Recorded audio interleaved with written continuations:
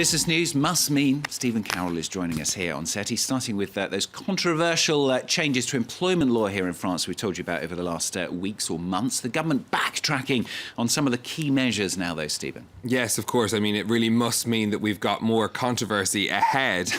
These proposals would be the biggest overhaul of employment law that France has seen in more than a decade, but unions are strongly opposed to any changes to workers' rights. They've organised protests against this bill. Now, in the face of pressure, the government's backed down on some key proposals in this bill. They've scrapped a proposed cap on compensation for workers who've been unfairly dismissed. They've also ditched plans that would have allowed apprentices to work longer hours and weakened provisions allowing employers to negotiate working arrangements directly with employees. They must now do that on a collective basis with unions. Now, these climb down is a disappointment for business groups, while some of the more moderate unions have welcomed the changes.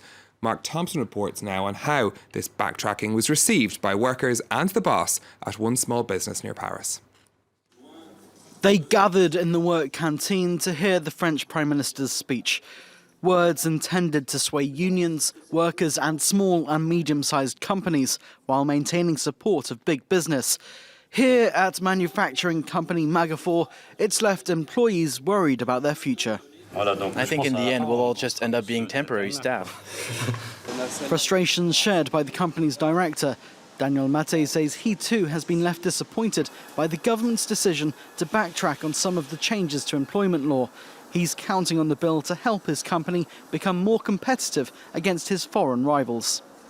We expected a lot of progress, but today we've taken stock and realised that nothing's really going to change as it stands.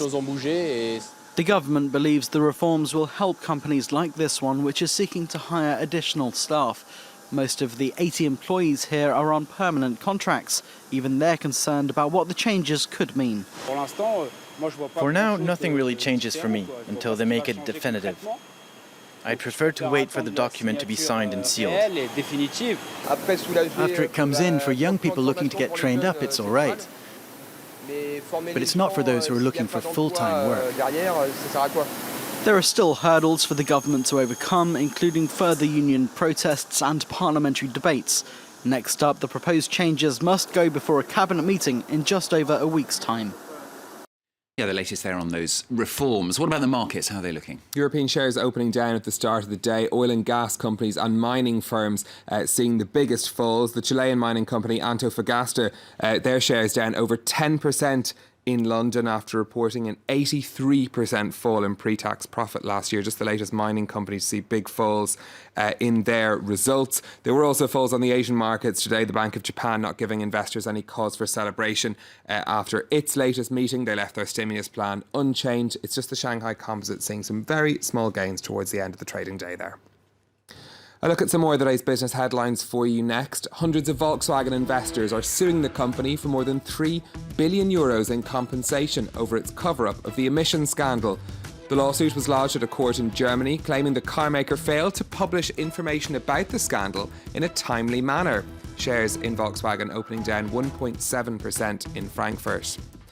The cosmetics company Avon is to cut 2,500 jobs and move its headquarters to the UK as part of a cost-cutting plan. After 4 years of falling sales, it had already sold most of its North American business to Cerebras Capital.